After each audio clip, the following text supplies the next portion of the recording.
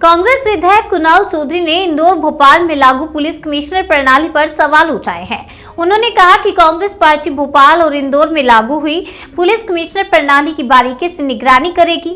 वहीं कुणाल चौधरी ने भाजपा पर आरोप लगाते हुए कहा कि प्रदेश में माफिया बीजेपी के मंत्रियों के संरक्षण के कारण पनप रहा है। प्रदेश में बढ़ रहे अपराधों का कारण भी भाजपा को ही बताया और कहा कि बीजेपी के सारे सिस्टम फेल हैं। सिस्टम बदल लेने से व्यवस्था नहीं बदलती, व्यवस्था बदलने के लिए इच्छा शक्ति होना भी बेहद जरूरी है। क्राइम कैपिटल के नाम पर भोपाल और इंदौर नंबर 1 पर है, चाहे वह महिला अपराध हो, बलात्कार की घटना हो या आदिवासियों पर अत्याचार हो। ऐसे ही अपराधियों को संरक्षण देने का काम भाजपा के मंत्री कर रहे हैं। बेलगाम प्रशासन से जनता बुरी तरह से त्रस्त हो गई है कि भारतीय जनता पार्टी के लिए धर्म, आस्था और विश्वास का नहीं, सिर्फ राजनीति का केंद्र है। आज उत्तर प्रदेश में चुनाव आते हैं तो इन्हें हिंदू सम्मेलन याद आ जाता है। मेरे को लगता है कि चलिए आप धर्म का उपयोग राजनीति के लिए कर रहे हैं तो भी ठीक है, पर उस धर्म को जिसको मानते हैं उसको समझना भी तो सीखे। आप भगवान राम को मानते हो पर उनकी मानते तो बिल्कुल नहीं दिखते, क्योंकि कहीं ना कहीं बीजेपी के लोग भगवान राम के चरित्र का चिंतन जरूर करें कि क्यों मर्यादा पुरुषोत्तम कहलाए, क्यों केवट को गले लगाया, क्यों सबरी के झूठे बेर खाए।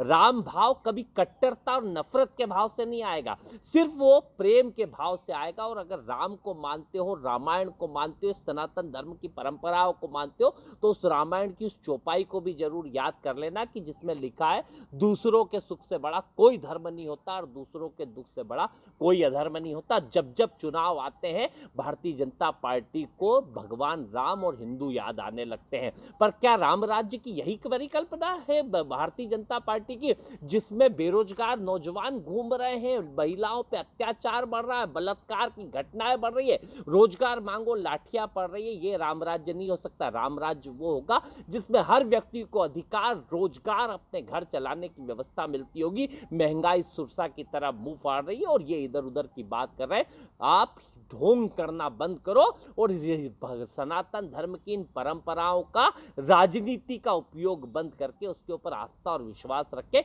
उन चरित्र का चिंतन करके आत्मसात करोगे तो ज्यादा बेहतर होगा। नहीं तो कि भगवान भी ऊपर से देख रहे हैं, सबक सिखाने का काम करें।